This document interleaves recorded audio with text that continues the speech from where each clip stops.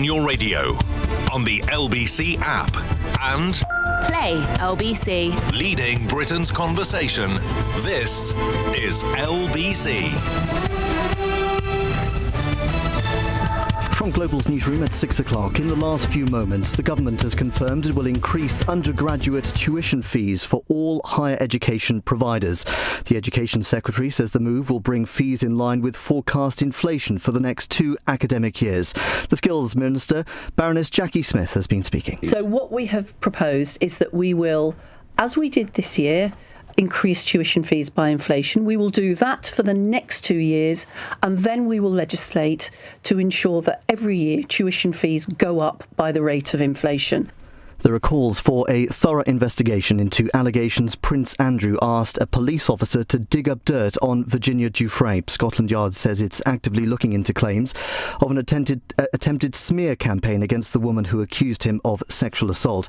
Prince Andrew, who's always denied any wrongdoing, gave up his Duke of York title on Friday. The Metropolitan Police says it will no longer investigate non-crime hate incidents. The force has dropped its investigation into the comedian Graham Linehan, who was arrested at Heathrow Airport by armed officers over posts he made on social media about transgender issues. In the city, the FTSE 100 has closed up 49 points at 94.03. The pound buys $1.34 and €1.15. LBC weather: any showers will be confined to western parts of the UK, with the odd rumble of thunder possible. A mix of sunny spells and blustery showers for most tomorrow. A high of 15 degrees. From Global's newsroom for LBC, I'm Mike Hughes. This is LBC from Global, leading Britain's conversation. It's 6 p.m. Now, Tonight with Andrew Marr. Good evening. I have always thought that there were essentially 2 different kinds of news stories.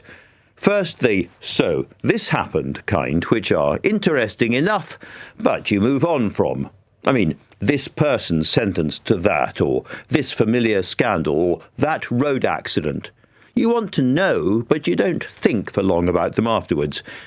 But then second is what I'd call the deeper news, the kind which really does illuminate something about the world we live in that perhaps we hadn't thought about enough. These are the stories that change the way we think, even perhaps behave in however small or big a way. Now, the internet outage story today is a deep news story. The mass failure of websites is mostly over by now. If you're trying to get through to the tax authorities or various banks or meeting room sites, then you'll find they are back as before. And the atmosphere, including from the Amazon Web Services, where the problem started earlier on, is very much nothing to see here. Back to normal. Move along now. Well, the trouble is, there's lots to see, and you shouldn't shrug and move on, for we have learned that many of the things we rely on, in their turn, rely on other companies in other places about which we, the saps and suckers at the sharp end, know almost nothing.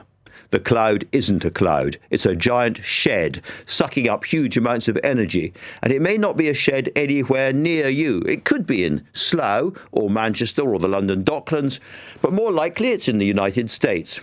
How secure are these giant sheds? How robust are the systems that are storing and transmitting our data, our lifetime memory photographs, our deepest personal messages, our money? And if what we've had today is a brief, illuminating glimpse into the fragility of something inside of which we all live, what should we be doing about it now?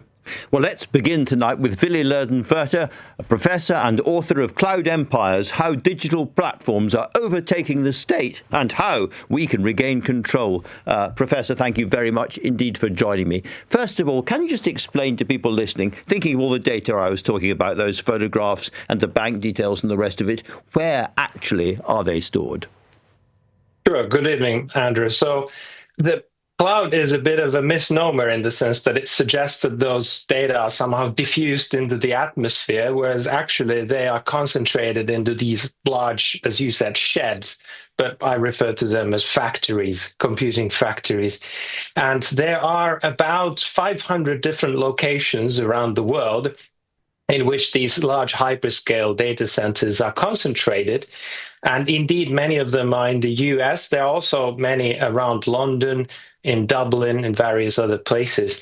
And it's a very US-dominated map. So these facilities are owned mostly by Amazon Web Services, Microsoft Azure, and Google Cloud. And something around 70% of the global market for this so-called infrastructure as a service is owned by these three tech giants. And the main challenge comes from China. There's three big Chinese tech companies that in some regions, not so much in the US, not so much in the UK, are challenging the US giants. So the other thing I guess we've learned today is that if I think I have got a relationship with somebody who's storing my photographs, or perhaps my bank or the tax man, actually there is another part of the story about which I know nothing. That's right. So originally when Sir Tim Berners-Lee designed the web, it was intended to be this sort of a decentralized system where every service is running on a different server. Every organization, every government department is running their own servers in their basements. And that used to happen for a while. But the reality that we're living in now is that most of these services are actually housed in the same large sheds. And this is happening for a good reason. There's a lot of sort of scale economies that you can get from producing all this computation and this data storage in larger units. It's more energy efficient. It's greener in a sense. And there's certain sort of cybersecurity and capital efficiency advantages to it as well. But it does create this sort of a single point of failure that didn't really exist in the original web. That's exactly where I was coming to, Professor. So, for instance, I mean, I said they used vast amounts of energy to keep themselves going. It's one of the reasons the energy sector has to keep growing so quickly. But if the energy to one of those data centers failed suddenly, or there was some kind of physical attack on them, presumably we'd see what happened today, but lasting a lot longer. Yes. So in principle, as I mentioned, there are a few hundred of these sites around the world. So in this case, the outage was mainly in one site in Virginia. But because of the way these digital services sort of all interlink with each other, even if your service, let's say HMRC, is not actually hosted in Virginia, it's very likely that some component, some subroutine that it's using is running in Virginia, or at least relying on some part there. And as a result, these sort of outages and reduced service quality percolates around the world. On the other hand, what AWS was able to do was those services that were hosted in Virginia, they were then able to route users to their other data centers in the world, with the result that you didn't get so much of a blackout as more of a brownout, that services slowed down. So there is a certain amount of resilience built into the system. But, in this country, we would look to our government to kind of protect us in different ways from problems. And yet it seems to me that it's impossible for any Western government outside the United States to protect anyone. This is part of the new world of these mega corporations, as it were, squatting atop national polities.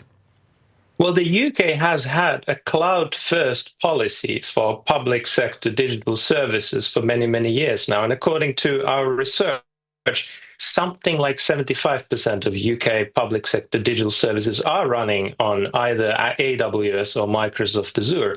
But this is not exactly inevitable. In comparison, Italy, for instance, the corresponding number is much lower. It's something like 20 to 30%. Now, the cost you pay is it may be more expensive to actually host your services in lots of smaller data centers. It may be more vulnerable to certain sorts of cyber attacks, but then you don't have this sort of a situation where when something goes down, then everything goes down at the same time. Quick final question, Professor. How worried should people be about the security of, shall we say, their lifetime of photographs stored on the cloud, or indeed their bank, the money they have saved up, stored as ones and zeros in these big factories? Well, I think it's worth thinking about the fact that if a country or an entity or company sanctioned by the US, as happened, for instance, when US sanctioned Iran in 2018, then access to these services will stop at that point. And so you are sort of putting a lot of eggs in the same basket, so to say. Very, very worrying indeed. Professor, thank you much for Professor Lehdonvirta. Thank you very much indeed for talking to LBC tonight. So that leads to the question, how does the government respond? A little earlier on, I was talking to the Education Minister, Dame Jacqui Smith, and I asked her the same question. How worried should we be? Well, obviously, what's important is that we get services back up and running for people, and national authorities are working with the company in order to make sure that that happens as quickly as possible. There seems to be a kind of fragility in the system which makes us all vulnerable, because this is, our lifetime photographs, maybe, our most intimate personal messages, our banking, almost every aspect of daily life is now stored on something we wrongly call the cloud, because it's great big sheds all around the place. Should we not be a little bit more concerned about the fragility of what's around us? Well, I'm sure that all of us would want to think about how we use, where we put our data, and as you say, where we store things that are precious to us. But it is also a very important economic opportunity and quite often convenience for us as individuals. What's important, as you've identified, is how do we keep it safe? How do we make sure it's not attacked by people who want to attack it? And how do we make sure when there are outages that we use our expertise and the expertise of the companies involved in order to make sure that that's up and running again as quickly as possible? We're not quite at the stage, therefore, of keep buying pieces of 8 and hiding them under the mattress. I very much think that would not be a proportionate response to this, Andrew. Absolutely not. Now, later on, you'll be able to hear Jacqui talk about that big announcement on university tuition fees and to get her thoughts, because she's also the Minister for Women, on the Prince Andrew scandal. But let's turn next to Will Guyatt, LBC's technology correspondent, for a little bit more about whether it's possible to proof ourselves from data centres failing. Will, I said earlier on that this is one of those stories which makes you reconsider your behaviour. But in practical terms, is there absolutely anything the individual can do if they're worried about this kind of thing? Unless you're keeping backup copies of everything locally, Andrew, the reality of doing business online in 2025 is that you're not entirely sure where it's going.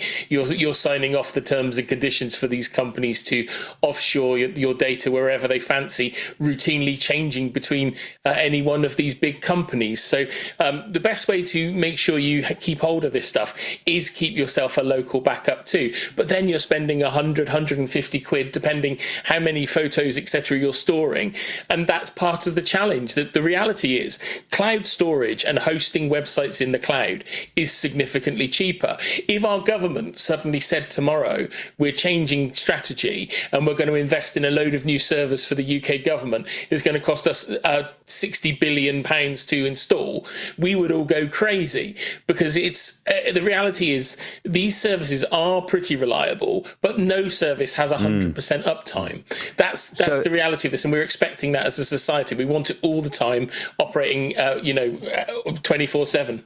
So in essence, in terms of for economy and convenience, we are handing over our most precious stuff to organisations we can't be sure of. Yeah, exactly. It's being handed over and companies are making decisions about where they're putting it. Contracts change hands.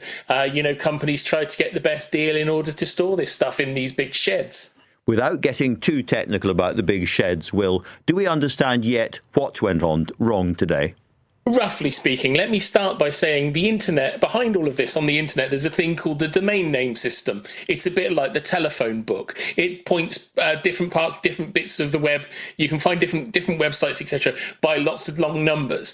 And essentially, DNS is the phone book of the internet. And what happened this morning is Jeff Capes came in and ripped that phone book in half. So you only had one side of the phone book. So anything that was going through Amazon servers couldn't resolve to their own services and other websites. So anything going through those data centers in the US that were affected were impacted. And it took Amazon time to essentially rewire its corner of the internet. Now, that doesn't happen instantly. Will, in your metaphor or your analogy, who was Jeff Capes?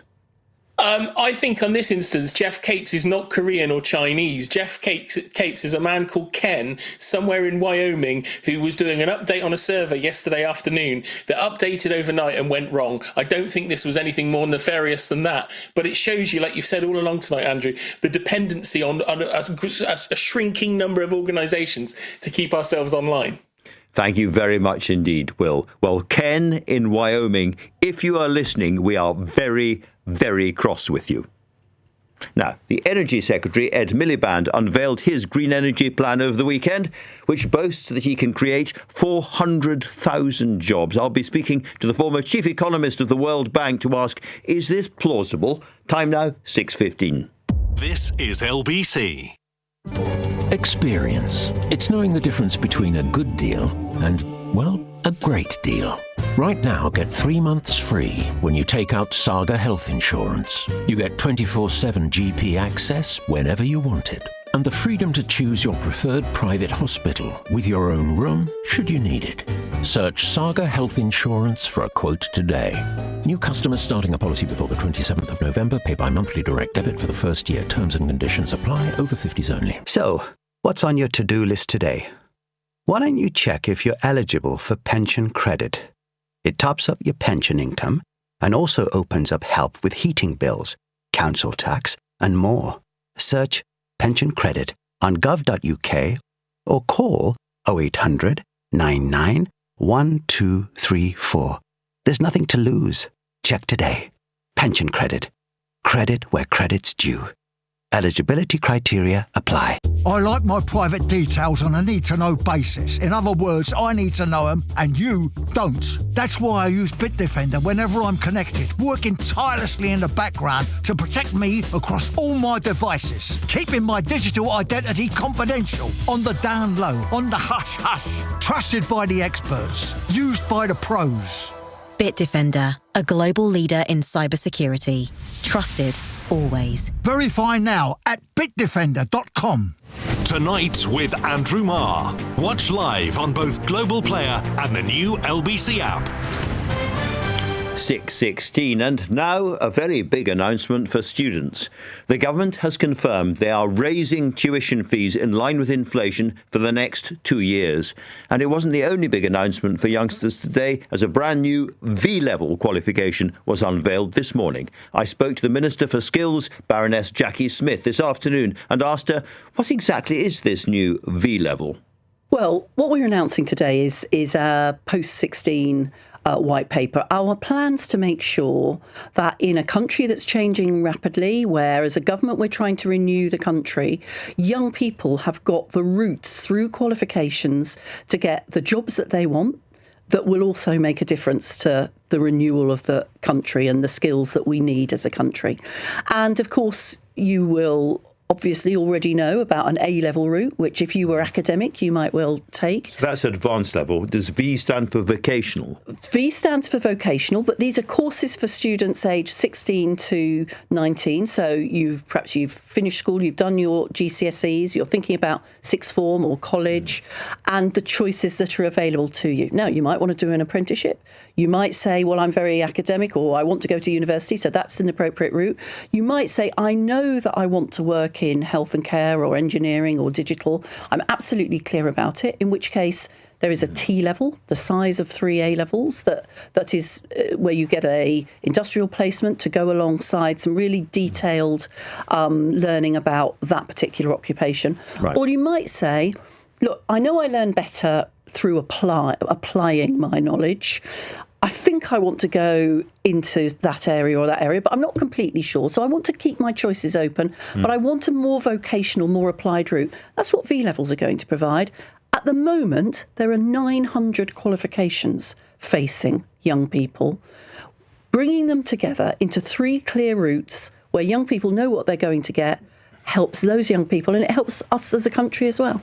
Let me come on to something which may worry or alarm many hard-pressed families and indeed young people, which is what's going to happen to tuition fees. Well, look, we have a world-class university system in this country. People come from around the world to study here. Many people want to have the benefits of that. But unfortunately, due to neglect of the last government, 7 years during which tuition fees weren't increased, where there wasn't a focus on the financial sustainability of universities, we know that our higher education sector is in trouble. Over 40% of universities probably facing a deficit this year. Are any threatened with bankruptcy and actually going under? There are universities that are in trouble. I don't believe that there are any that are going to go under. They're, of course, independent, autonomous from government.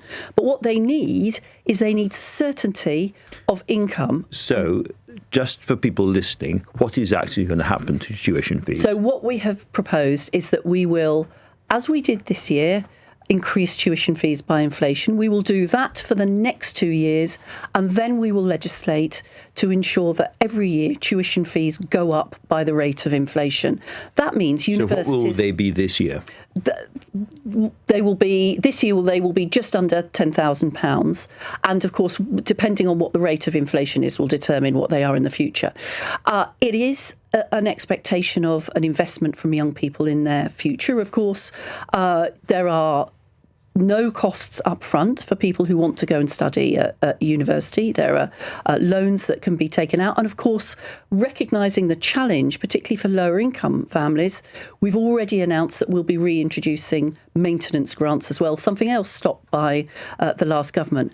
But in exchange for that, what we will expect our universities to do is to make sure that they're widening access so that people who could benefit from university are getting to university, that they're improving the quality and particularly the information about what they're offering so that young people know what they're going to be getting and where their future might take them if they go to university, and that we're assured that they're providing value for money, and where we do have concerns, that actually we're able to protect public money. It is going to cost an awful lot of families a bit more, though, however. I mean, although it's loans, they have to be paid back, as we both know. So this is going to impact the cost of living. Well, no, it isn't actually, because, of course, the important point is you don't pay anything up front.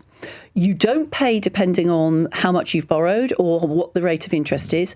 You pay dependent on the level of money that you're earning. So after you've finished your degree, if you're earning more than £25,000, you will be repaying part of your loan. So yes, it's an additional investment that we're asking young people to make, but it's an investment that all the evidence suggests likely to make you more able to find good work in the future and over your lifetime to earn more. And making that contribution, we think, is a worthwhile investment. Now, you are also Minister for Women and Equalities. And in that context, I want to ask you about Prince Andrew. He has voluntarily, under pressure from his family, decided to put to one side his titles Duke of York, Earl of Inverness, and the rest of it in the Garter. But they haven't been removed from him. Given the state of public outrage in the country about this case, do you not think it is right to use parliamentary time to actually strip him of those titles? Well, as you say, Prince Andrew, in discussion with the King, and I think it's the King's judgment here that is important, has decided not to use his titles any longer. I think... Shouldn't Parliament make a judgment? Well, I think actually this is something where the King and the royal family have made a judgment that I think is right, and I think it's important that we listen to what the royal family is saying about whether or not and what they want to do to go further. The real priority here, though, of course, is that we remember those who have been the victims of Jeffrey Epstein and ensure that they're getting the support that they need. So in that context, isn't his duty to go to the authorities now and tell them everything he knows about the women and the girls who are involved? He's made a statement about that previously. I certainly think... No, I'm sorry, going to the authorities and actually answering proper questions about this. Well, I would say anybody in this situation should remember the victims and should be providing as much information as possible to enable those victims to get justice, yes. So he should go back to the authorities, because some of what he said to Emily Maitlis was clearly untrue. I mean, it's not for me to judge that. And clearly, quite rightly, we've seen the sort of action that the royal family have taken. But you're absolutely right, Andrew, thinking about the victims, our priority should be what is necessary in order to enable those victims to get justice and to feel at least some sense that what the terrible things that happened to them, driven by Jeffrey Epstein, there have been some consequences for it. So the message to Prince Andrew would be to show contrition, go back to the authorities and tell them everything you know. Look, Prince Andrew will need to make his own decisions about that. He's made statements in the past about it. But centering the victims, thinking about that, I think is what everybody involved should be doing. All right, Jacqui Smith, thank you very much indeed for coming in. Thank you. Now, You can't fault the Climate Change Secretary Ed Miliband for lack of ambition. At the weekend, he said his clean energy jobs plan would create 400,000 new jobs by 2030, and that's for people like plumbers and welders and electricians and many more. Is this plausible? Is this the new industrial policy? Well, Professor Lord Nicholas Stern, the former chief economist at the World Bank, who produced a groundbreaking report on climate change nearly 20 years ago, has now carried out a study of growth and climate change published early next month, and he joins me now. I have the book in front of me, Lord Stern. Very, very interesting, I'm sure. But turn to that question first of all. 400,000 new jobs in these conditions economically would be an awful lot. Is it plausible? Yes, it is plausible, because we are going to invest a lot in energy efficiency, in clean energy, in efficiency right across the economy beyond just energy. And that investment will involve people putting solar panels on roofs. It'll involve people insulating houses. It'll involve people working on turbines and wind turbines and so on. I think it's entirely plausible. And so these, from what you've said, these are indeed sort of physical jobs of the kind that AI is not going to be able to replace anytime soon. So if there are younger people listening to this and wondering what kind of life should I be thinking of making for myself, being a sort of physical builder of the new cleaner energy would be a good thing to do. It's absolutely the jobs of the future. They're the ones across the world that are growing faster than in any other sector. And it's more than that, Andrew. This is cities where we can move and breathe. Cities where we move and breathe are more productive than cities where it's very difficult to move and to breathe. We kill in the UK about 35,000 people a year from air pollution. Compare that with the numbers we kill, 1,700 from road accidents, 20 times more. If road accidents deaths doubled, people quite rightly be up in arms. And that doesn't count the maiming. You know, the children that grow up, are stunted, restricted in their abilities and so on. So those will be benefits which will accrue to the ability to work. And it's more than that. If you look at the city, this is going to be big infrastructure story building across the world. Most of those contracts are written inside the UK with UK lawyers very much involved. This is a real good news story for the UK. Absolutely. I'm thinking back to your famous report. As I say, nearly 20 years ago now. It's astonishing to think. And I'm very interested in your feelings about climate change now, because as you know, this has become very politically controversial, both in the United States and here, where it's called net stupid zero and so forth. Have you revised any of your thinking then? I've revised it, and I think that the conclusions we came to 20 years ago, that the costs of inaction are much bigger than the costs of action, are still stronger now. The science, every time you look at it, it gets more worrying. And the technology, every time you look at it, it gets more exciting, and the costs are plunging down for solar and wind and batteries and electric vehicles and so on. So I would make it much stronger now than I did.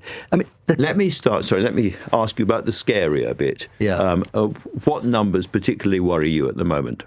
We now see that tipping points, I'll explain what tipping points mean, seem really quite likely to kick in at 2 or 2.5 degrees centigrade. And we thought back then, on the basis of the science we had then, that it would probably be 4 degrees centigrade before they kicked in. And let me explain what the tipping points are.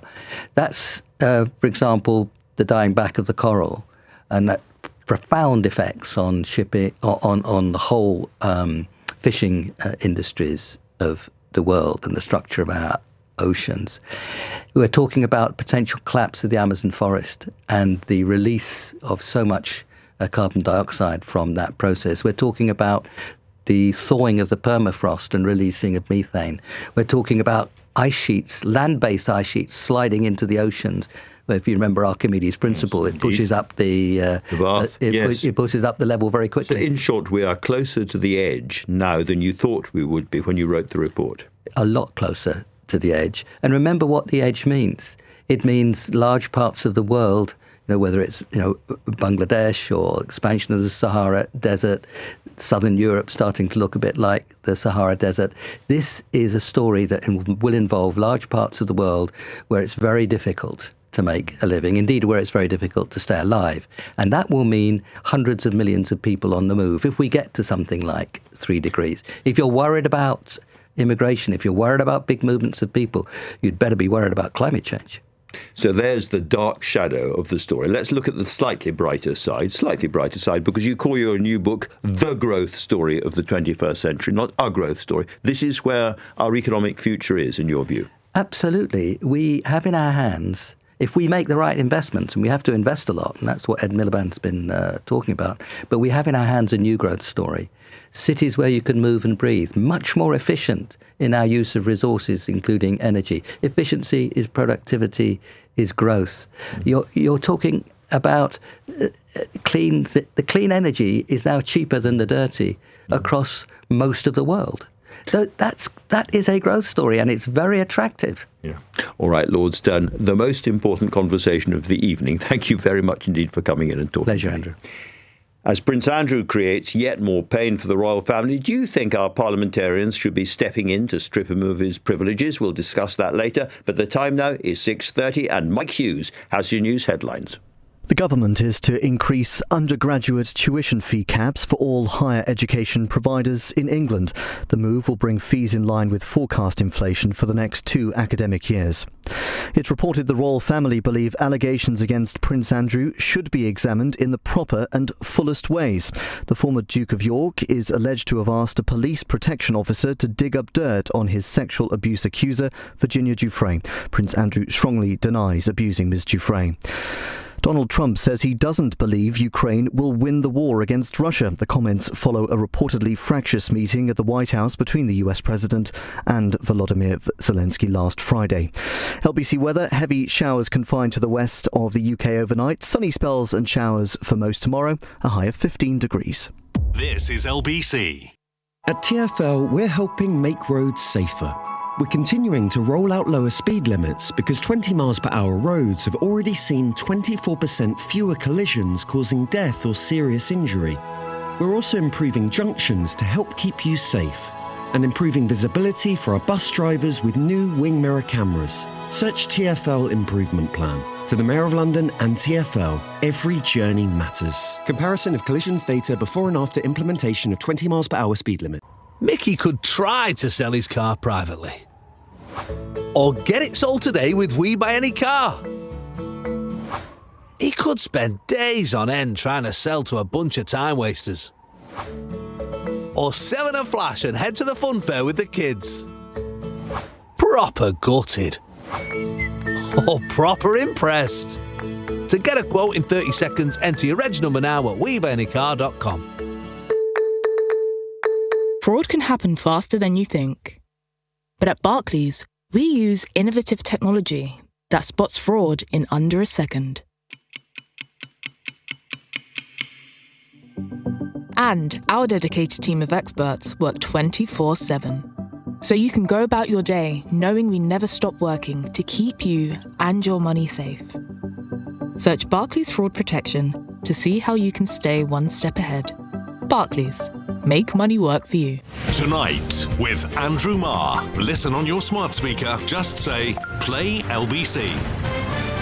6:33. Now, we were talking at the top of the show about that huge internet outage, and I was wondering, are you out there really interested, really concerned? Well, you have been tweeting and messaging in, and you jolly well are. Here's Rob in Tottenham. He says, "Hi, Andrew. When the government is wanting to introduce digital ID, I'd be worried about where the government stores my personal data." Fair point, Rob. Sarah says, "The cloud is a load of old nonsense. I ignore all the messages on my phone telling me I'm running out of it.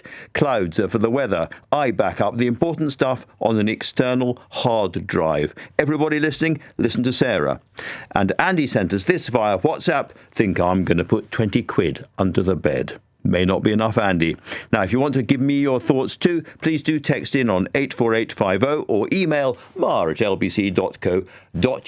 Now then, Prince Andrew, what more can you say? Well, plenty, according to Stephen Flynn, the leader of the SNP at Westminster, who's calling on the government to bring forward legislation to strip Andrew and Peter Mandelson of their titles. The Prince announced last week he was giving up his Duke of York and Earl of Inverness titles, his knighthood, and his role as a Royal Knight Companion of the Garter. So what would that leave, and what would legislation actually achieve? Stephen Flynn joined me, and I started by asking him that very question. Well, as you know, Andrew, and as government ministers have attempted to repeat today, they're arguing that he's been stripped of these titles. He's not. They've just been put into abeyance. The only way for those titles to be removed, as I understand it, is for an Act of Parliament to be passed. So it's within the gift of the government to do so. I think given the understandable outrage of Virginia Gorfey's family, the understandable outrage of the public, what they're reading, not just the allegations, but the detail of the emails between Prince Andrew and Jeffrey Epstein after he told Emily Maitlis, of course, on Newsnight that he'd ended all contact with Jeffrey Epstein. I think given the outrage of both of those groups of people, we need to see further action. We can't allow this to just rumble on as if all is okay. It's not. This is someone who is purposely tried to maintain a close personal relationship with a convicted paedophile. They should not have any titles. The outrage is one thing and maybe completely justified, but parliamentary time is limited. Is this really a good use of parliamentary time? I know you watch Parliament more than most, Andrew, so you'll be aware of the fact that Parliament often shuts down a little bit earlier than it probably should, and that's certainly been the case under this Labour government, who seem to be lacking in ideas. But aside from that, there's always parliamentary time. This would take 2 minutes at best for the government to lay an Act of Parliament before us and for us all to agree, unless, of course, someone wants to disagree. And this is the thing I can't understand. I appear to be the only MP at the moment who's coming on the airwaves stating the obvious. Why is nobody else joining me? What are they all worried about? This is a closed case as far as I'm concerned. The government can act, we can all agree to it, and we can get on with the rest of the business. What would your advice be to Prince Andrew now? What should he be actually doing now? If, Lord forbid, I was Prince Andrew and I was asking you for your advice face to face, what would you say to me? Oof, Andrew, I'm not sure I could get into the expletives I would use if I was offering advice to Prince Andrew. But flippancy aside, I would suggest that this guy actually shows some serious contrition and finally is honest with the public. He suggested in 2019 that he'd broken off all connection with Jeffrey Epstein, as I've previously said. He lied to every single person on these aisles when he said that, because we now know there was emails just a few weeks later where he said to Jeffrey Epstein that he wanted to play some more. Aside from the fact that that's vomit-inducing for pretty much everyone to read and to hear, given the potential connotations, I think it's just a mark of a guy who can't be trusted. And people who can't be trusted should not be in senior positions within public life. And ultimately, he is until such point as the Labour government take action. I know who does have questions to answer. That's Peter Mandelson, Lord Mandelson. Because your proposal is that he should also be stripped of his titles in the similar Act of Parliament, or the same Act of Parliament. Yeah, of course. So why not group them together? Two birds with one stone.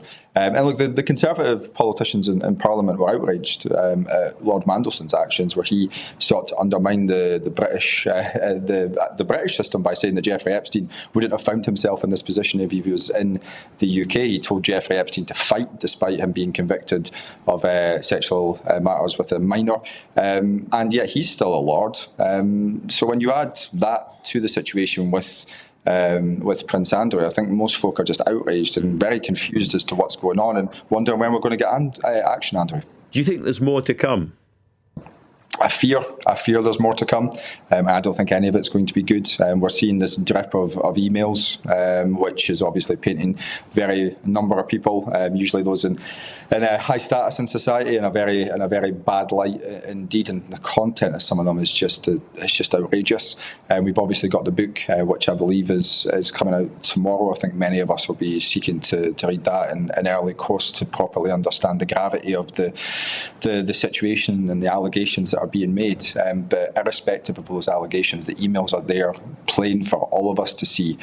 Prince Andrew lied to all of us. He lied to Emily Maitlis. Nothing he says can be taken as fact anymore in that context. And as such, I think the government needs to take action in a way that, for some bizarre reason, they don't want to up to now. Now, you've said that you've been the only MP to put your head above the parapet so far. We'll see if anybody joins you in the course of the evening and tomorrow. But you're also head of the SNP, leader of the SNP at Westminster. Is there some particular Scottish angle or twist to this that we need to know about? Well, there's nothing that's driving me in that regard. Obviously, he's well known as the Earl of Inverness, and there is the huge family connection to Balmoral, which is actually only 20-30 minutes away from where I'm sitting right now in Aberdeen. So there is that close connection with the royal family. But this isn't about Scotland. This isn't about the royal family. This is about a victim of sexual assault who's making allegations against a member of the royal family himself, against Prince Andrew. His emails to Jeffrey Epstein are absurd and disgusting. The fact that he sought to maintain a friendship with a convicted paedophile is something that I'll never be able to comprehend. And now it's in the core of the government. It's in the core of the government to take action and to make sure that this guy is stripped of his titles, as I believe most people in the public domain would expect. The popularity of the British monarchy has been falling, particularly among younger people. Do you think this is quite close to a death moment for the monarchy generally, if they mishandle it? I mean, I guess it could be argued that the only people who seem willing to take action here are the monarchy, because the government don't seem to be interested in lifting a finger. That's one argument. If I was advising the royal family in this context, I'd be suggesting that they get on the phone to the government and tell them to act swiftly in the way that I'm suggesting. Because at a time when trust in Westminster is at an all-time low, at a time when trust in the royal family is maybe at a low as well, there's an opportunity for some corrective action to be taken here and now, which wouldn't take up parliamentary time, which would just get on with doing what I think people believe to be right, and hopefully more MPs will start to start to express their views publicly. Andrew. Finally, come what may, as I understand it, he remains Prince Andrew. It would be very, very difficult to remove that title from him. How do you feel about that? I don't know, these things are all doable. If someone can get a title, they can certainly lose it. I think that's a matter for the monarch himself in that context, which is a slightly different conversation, son, he's going to have to deal with. But where parliamentarians can use their voice and use your vote, why not do it? And this is what I can't understand about the government's position. I've listened to Bridget Phillipson, I've listened to Ed Miliband over the weekend saying it's not for us, it's been dealt with. It's not been dealt with. Nobody seriously thinks this has been dealt with. So get on with it, show some leadership for once, show a sense of purpose for once, and take the right action. Very, very interesting. Stephen Flynn, thank you very much for talking to LBC. Now, story after story after story tonight. The Culture Secretary answered questions this afternoon about the controversial decision by West Midlands Police to prevent Maccabi Tel Aviv fans attending their match against Aston Villa. The government's been clear so far they vehemently disagree with that. What more did Lisa Nandy say this afternoon? Our political editor, Natasha Clark, is with me now. Yes, Andrew. So the police said last week that those fans from Maccabi Tel Aviv will not be allowed to attend that game in Birmingham next month over what they called safety concerns. That, as you know, has sparked complete outrage over the last few days. Keir Starmer himself coming out to say this is the wrong decision. He's basically urging the West Midlands Police to think again. Over the last few days, we've heard lots of tough talk from the government, but so far, very little action. Lisa Nandy said today she has met with football groups, with Aston Villa, with fans, with the Jewish community. She says today the government is prepared to find whatever resources necessary to help the police for that to go ahead. She told MPs earlier today resources will not be the determining factor. She said there is a principle here that nobody should be excluded from public life because of who they are, and that must be upheld. So these fans, to put the other side of the case, have been extraordinarily violent in the past. They have. And there are MPs, independent MPs, but also ex-Labour MPs at any rate, who think this is the right decision locally, and who, I think Sultana has said that some of them may be ex-IDF soldiers who should be apprehended if they arrive in the country. Yep, Zara Sultana, obviously the independent MP, and others have been very vocal that they believe this is the right decision. And it's fair to say there's been lobbying behind the scenes on this for weeks. It is also fair to say there are concerns about some of these fans, and it's fair to say there is, rowdy football fans in all, clubs, right? That's true. And police have described earlier over the weekend, the Israeli Premier League derby had to be cancelled. Police kicked off about this. Yeah. OK. Very quickly, another big story tonight, the Graham Linehan case. Tell us about that. Yeah, in the last hour or so, the Met Police confirming two big bits of news, Andrew. First, it will be dropping the case into Graham Linehan. He faces no further action. He said today he will be suing the Met Police for wrongful arrest, basically. And he was grabbed at Heathrow, we should remind people, by a whole bunch of police. Yeah, for some tweets that he put online, which were investigated by police. He had several officers come to his door. But the bigger piece of news today, Andrew, is that the Met Police say that they will no longer be investigating non-crime hate incidents. They say they absolutely have to record them. It's part of their duty to do so. But they say that anybody who commits a hate crime will face action. But they won't actually be launching any investigations on this matter. So a bit of a win for those on the right of the culture wars today. Back to basics for the Met, focusing on real crime that really matters. Well, that's a very big story, actually. That's a really, really big moment. I think other forces will definitely follow suit too. All right, Natasha, thank you very much indeed for that. Now, if there were people in the Reform Party who thought the old mainstream parties were run by dozy fools and it would be dead easy to show them up and do things much better, a leaked video of a row inside Kent County Council among Reform councillors as they try to agree cuts is a wake-up call. Ordinary people, under great pressure, really hacked off with each other. Have a quick listen. Sometimes I will make a decision that might not be liked by everybody in the group. But I'm afraid you're just going to have to suck it up, OK? If we can avoid putting up council tax by the full 5%, that is going to be the best thing that we can do to show that Reform can actually run something as big as Kent County Council. Because let's not forget, we are the shop window in KCC. People are looking at us, they're judging us every single day, every single minute of every single day. Nigel knows that. We, as backbenchers, need to understand what we're getting behind. I'm not asking... There physically isn't time at this stage. So I'm what we've done... not asking you to run through everything. I'm just asking you... Well, you are. That's exactly what you're asking me to do. No. I don't know whether or not you're intentionally sort of picking things up. Or the problem is, it's easier when it's face-to-face. Right, of course it's easier when it's face-to-face. Right. I'm going to be on bloody holiday this week, Paul. Okay, I don't want to be having this meeting. Let's face it, the situation at the moment regards our group is not great. You know, I've worked my arse off in my own portfolio and I'm still getting a rod up my backside all the time. And, and as what Bob has already stated, that there is a lot of backbiting going on and that tends to be coming from the top down. A fruity scoop from The Guardian there. Let's hear more from our political correspondent, Aggie Chambre. Aggie, apart from going beep a lot, I'm not entirely sure what's surprising about it. This is councillors struggling to make cuts, as they are doing in all parties, in all parts of the country. That's right, Andrew. So they're basically having a row about structural reorganisation, about balancing the books. The backbenchers were unhappy because they're not being properly, or they felt they're not being properly briefed on the plans. And as you heard there, Lyndon Karen, who of course is the leader of the group, was unhappy for a few reasons, but one of them was because she wanted to be on holiday.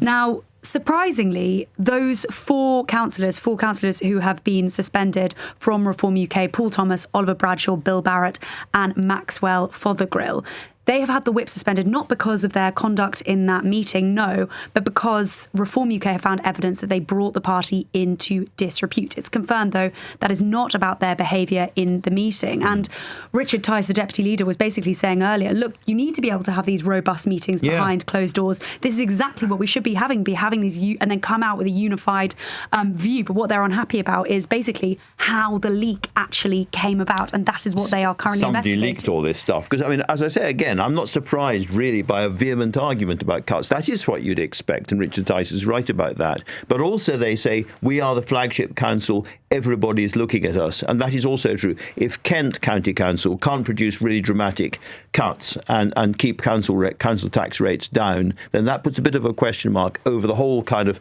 post-Elon Musk cuts and reform agenda that Reform is so keen on. Indeed, and this is an example of Reform UK being in power, even on a local level. And lots of people, as the leader of Kent County Council said, will be looking at them as a shop window. Really, really interesting, Aggie Chambre. Thank you very much indeed. Now, in a remarkable breakthrough for modern medicine, a group of blind patients have had their sight restored with a newly developed eye implant. We're going to talk to the doctor who's led that trial, but the time now, 6:48. Coming up at 7 on LBC, Ian Dale. Is it time for the King to banish Andrew from the royal family for good and formally strip him of all of his titles, including that of Prince?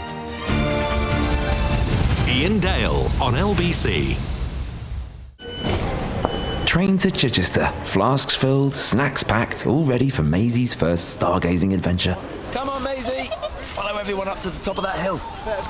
Oh, look, that one's the plough. Shooting star! Wow! Made it. Last train back and feeling cosmic. And it seems we have an astronaut in the making. Download the Southern Railway app to book kids' tickets for £2 on off-peak journeys. Southern Railway, where every stop is a story. So, what's on your to-do list today? Why don't you check if you're eligible for pension credit? It tops up your pension income and also opens up help with heating bills, council tax, and more. Search pension credit on gov.uk or call 0800 99 1234. There's nothing to lose. Check today. Pension credit. Credit where credit's due. Eligibility criteria apply. This year, Amazon are increasing the electric delivery vehicles we use across Europe to 10,000. It's a difference you'll notice on your doorstep, where babies are made a fuss of, where we deliver footballs for kids' kickabouts, and where they deliver the football straight into next door's garden. Can they have their ball back, please? We're delivering change where it matters, on your doorstep. Delivery service partner vehicles across the UK and EU. Leading Britain's conversation, LBC, tonight with Andrew Marr. 6:51. Here is another deep news story, which is also a cheerful one. 5 blind patients can now read again, thanks to a tiny microchip implant at the back of their eyes. Fantastic. Let's talk to Mahi Muqit, the consultant ophthalmic surgeon at Moorfields Eye Hospital, who led the UK arm of this trial. Dr. Muqit, thank you very much indeed for talking to LBC. First of all, this isn't for all patients with blindness, is it? It's for a group of people with macular degeneration. Just tell us a little bit about who will be affected. Yeah, good evening, Andrew. Yes, this is for a specific condition called dry age-related macular degeneration. But it's actually a subset of that where it's called geographic atrophy. So it's the untreatable form of dry, what we call AMD. So the center of the retina just melts away and there is no treatments to restore vision available. Well, there is now, clearly. And this affects a lot of people. I mean, just in the UK alone, I think I read 250,000 people could be affected by this. That's correct, yeah. There's about over 250,000 patients who are isolated, blind, and have no treatments available. So that's correct.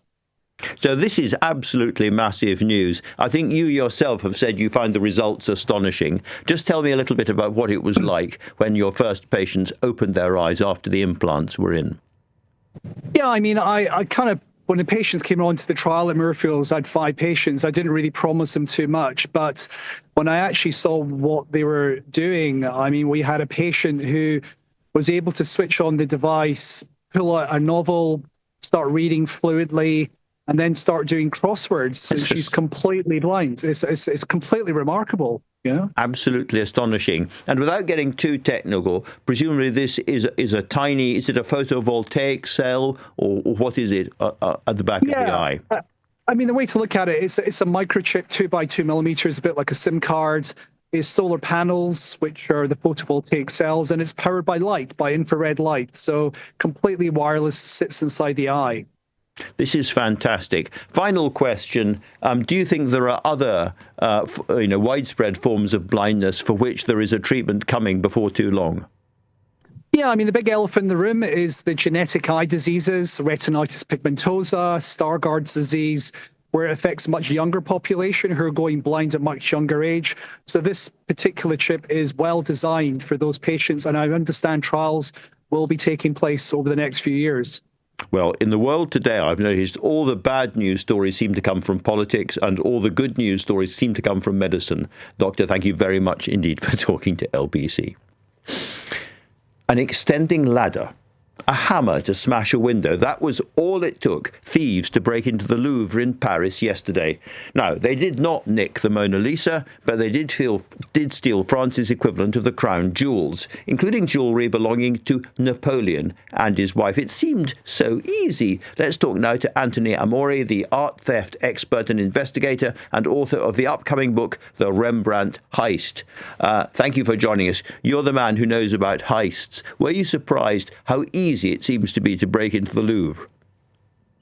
Well, I'm not surprised. I know that every museum, every facility in the world is susceptible to theft. There's no 100% security. I was surprised at how brazen the thieves were to do this right out there where people were milling about, and it's the world's busiest museum, so these visitors are. And it was in daylight in the morning as well. But then, conversely, I think about myself walking through any city. If I see a construction vehicle with a ladder up against the window, my thought does not go to theft, especially at 9:30 in the morning. So I hate to give them any credit for doing such a horrible thing, but it was a clever plan. Mm-hmm. And of course, I mentioned the Mona Lisa just now. I think it was in 1911. The Mona Lisa itself was stolen from the Louvre. The Louvre has a bit of a record with these things. Well, if you're a place that has a lot of very valuable things and you're world famous and you're around for a very long time, some bad things are likely to happen. And yeah, the theft of the Mona Lisa in 1911 actually led to the great popularity it has today. That's why we know it's this famous painting. But I don't think this is indicative of a specific problem at the Louvre more than any other place. I can't offhand think of a major museum that has not been robbed. Well, of course, the Isabella Gardner lost a Vermeer as well. There are lots and lots of examples of this. But I guess you get to a stage where what you're stealing is so well known, particularly in today's world, it's impossible then to fence or pass on. Yeah, but when you talk about things like crown jewels, it's a bit different than, say, a painting that is highly recognizable, because a painting you cannot dismantle and sell pieces of the whole. Whereas with jewels, for instance, the crown that they left behind had over 1,000 diamonds in it. Wow. Yes, I was wondering, what can you tell people listening about what was stolen? I mean, we say crown jewels, but France hasn't had a monarch for a very long time. Right. Well, that gives you an example of how important these pieces were to France's cultural patrimony. These are things that belong to Napoleon III's wife. Their crowns and their collars and their earrings and necklaces, all, as anybody can imagine. We seem to have, we've lost you there. So I'm so sorry, we lost you for a second. Would you mind just repeating that last point? I do apologize. No problem. So we're talking about jewels ranging from earrings and necklaces to collars and crowns, and they're all diamond encrusted with priceless gems on them, from diamonds to emeralds to you name it. And you can imagine that if you broke these apart, you could sell to unwitting consumers. Yeah. Well, it's a very interesting sort of branch of the crime industry, I guess. Can you tell us anything about how art theft has evolved? Because as I understand it, we now have some really serious gangs around the world passing materials from one country to another and ultimately storing and disposing of very, very valuable and precious objects. Yeah, but I would say that it's a crime that has existed for well over a century. These things have happened and made big headlines in Great Britain back at the turn of the last century. Gainsborough was stolen in a very famous theft. And the thieves seem to always be, whatever your security system is and whatever new technology comes out, there's a criminal out there looking for ways to overcome it. And this one was, again, in a sick way, very clever. Very clever indeed. Mr. Amore, thank you so much for talking to LBC tonight. The royal household will tonight be bracing itself for the posthumous release of Virginia Giuffre's memoir, which could mean more pain ahead for Prince Andrew. As more uncomfortable details of the allegations emerged, I asked the Minister for Women and Equalities, Dame Jacqui Smith, if Prince Andrew should now approach the authorities and answer questions about his relationship with the late paedophile Jeffrey Epstein. Anybody in this situation should remember the victims and should be providing as much information as possible to enable those victims to get justice, yes. Hard to disagree with that. If you've missed any of today's show, you can listen back on our free Global Player app or the new LBC app, where you can stay up to date with all the latest news and opinion. You can put your news categories in the order you would want them. You can pause, you can rewind live radio, and you can listen to a range of podcasts. So download, please, the all-new official LBC app free from your app store now. Coming up at 10 on LBC, it's Ben Kentish. But right now, it's time for Ian Dale. Thanks, Andrew. Many of Prince Andrew's titles have been removed. This isn't for the government to...